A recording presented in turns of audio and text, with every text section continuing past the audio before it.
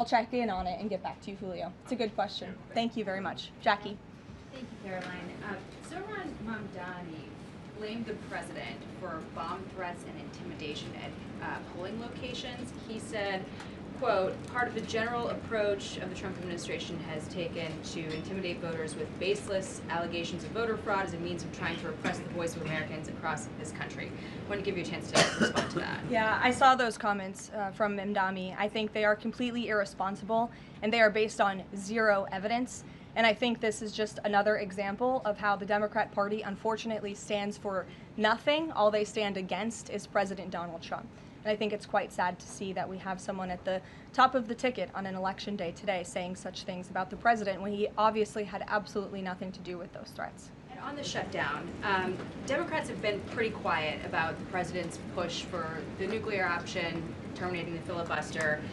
Is there any concern around here that Democrats might actually want Republicans to get rid of the filibuster so that one day, when they're in power again, the door's already open for them to pack the Supreme Court, give statehood to D.C. and Puerto Rico, make mail-in balloting permanent, those kinds of things? I think the president has been very realistic and strong in his position on the filibuster. He's been very vocal about it. I just spoke to him about it. He feels really strongly about this. Republicans need to play tough and they need to play smart. That's how the president feels. And we know that Democrats, if they are ever given a chance at power again in this city, they will absolutely take away the filibuster from the United States Senate. In fact, you had 49 Democrats who already voted to do this before. The only reason it did not move forward was because you had 2 Democrats who are no longer in office because they were run out of town by the far left radical base of their party. And so President Trump is quite clear on this. He wants to see Republicans move as many good pieces of legislation for our country forward in the next 3 years of his administration as they possibly can, and the filibuster is one means to doing that. Talk to Johnson and Thune about it. I know that they had both voiced some opposition. Have there been any conversations with them? He has. He's made his position to them very clear, both publicly and privately. Ouija. Can you help clear up some confusion about SNAP benefits? Because Sure. The president just posted that they will only be given out when the radical left Democrats open the government and not before.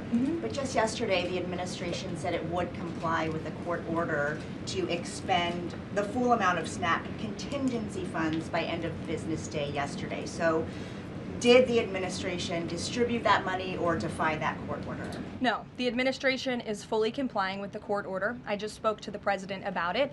The recipients of these SNAP benefits need to understand it's going to take some time to receive this money because the Democrats have forced the administration into a very untenable position. We are digging into a contingency fund that is supposed to be for emergencies, catastrophes, for war. And the president does not want to have to tap into this fund in the future, and that's what he was referring to in his Truth Social post. So the Department of Agriculture, as for the latest SNAP payment in the judge's order, put out guidance to states today on how to get that money to the recipients of SNAP.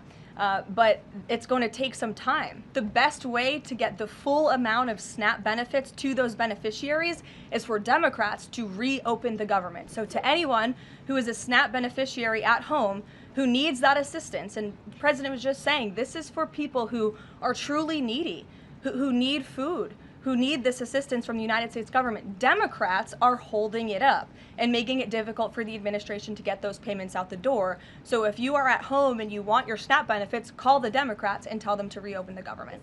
Blocking that contingency fund for the future if this shutdown lingers on? Look, the president does not want to have to continue to dip into a contingency fund that doesn't even have enough money, by the way, to fund the full program. It takes $9 billion to get the full scale of the benefits out the door. This contingency fund only has about $5 billion in it. So again, Democrats need to reopen the government so we can get these benefits out the door for people who truly need them.